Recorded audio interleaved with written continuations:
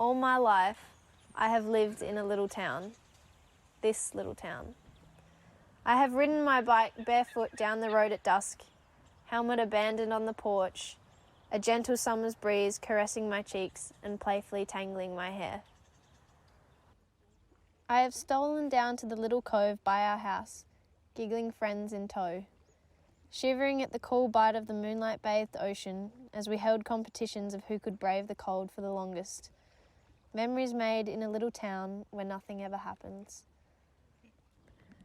The worst danger we face is falling victim to a ragtag group of amateur thieves, attempting to escape the monotony that comes with living in this little town.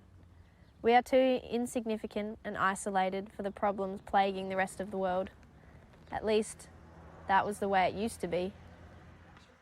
Now, in this little town, where I fell asleep to the rhythmic drumbeat of rain falling on tin, sickness is rife, seeping under doors and stealing through forgotten windows, an unwanted visitor that will not be refused.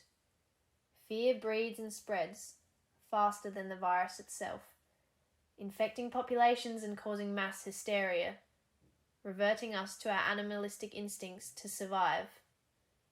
Teeth bared, naked claws gleaming under harsh fluorescent lights, an unhinged glint in the eyes, like that of a cornered stray. One thing is clear, people will always be frightened of the unknown. Anxiety is fueled by speculation, wading through pages of information to find something credible, like trying to sort strands of coloured wool in the dark. But it is impossible when the facts are forever changing, desperately grasping in the darkness for answers that seem unobtainable. Freedom was taken for granted. Now restrictions ebb and flow like the tides. Never have the lines on a map defined us so much, keeping people in and shutting others out. Quarantine spreading another virus, loneliness, the foremost symptom being fear of isolation with only oneself for company. Even that reached us here in this little town. In this little town, where cubby houses were constructed on the block across the street, fire rages, reckless and wild. Our refuge may be tucked away, protected from the reaches of the vicious blaze, but its ashen shadow cannot be contained. Smoke sits heavy and thick in my mouth, leaving behind a chalky taste, a ghostly fist tightening around my throat. It bleeds into the house, colours the sky. Polluted clouds hanging on an angry red horizon. Ash falls like poisoned snowflakes, delicate and dead, twirling gently in the air and raining down on the grass. A corrupt blanket of snow made from other people's loss. Lights flicker off and televisions fall silent, the lull before the storm, a peaceful state of oblivion, before the hum of electricity returns and we are forced to face the damage that has been inflicted. We are lucky, not all can say the same. Fire always takes so much before it can be tamed, and this little town can still burn. In this little town, where I had picnics at the park and burned my feet on the rubber mats of the playground, rain drowns the streets. Floods tear through, watery fingers dragging cars and debris in a violent dance. Cars float in their parks, makeshift boats in a churning sea. The heavy downpour creating craters on the surface the size of my fingertip. Even the torrential rain cannot keep summer at bay.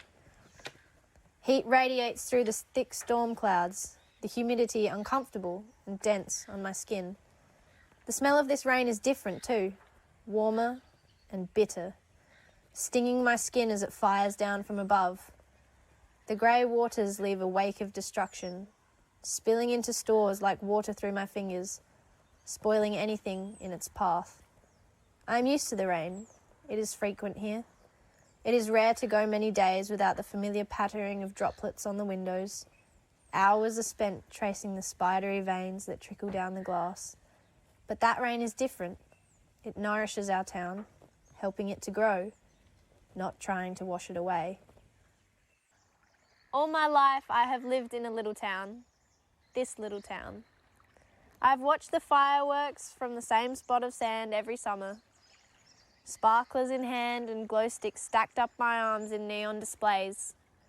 I have eaten greasy seafood takeaway from the same shop on the corner of the street, under the lamppost, in a car park, by the water's edge on a Friday night. I have stolen down to the little cove by our house, giggling friends in tow, shivering at the cool bite of the moonlight-bathed ocean as we held competitions of who could brave the cold for the longest. Memories made in a little town where nothing ever happens. But time runs on. Memories remain as memories, without any chance of repetition. With time, it is growing harder to tell who is changing, me or this little town.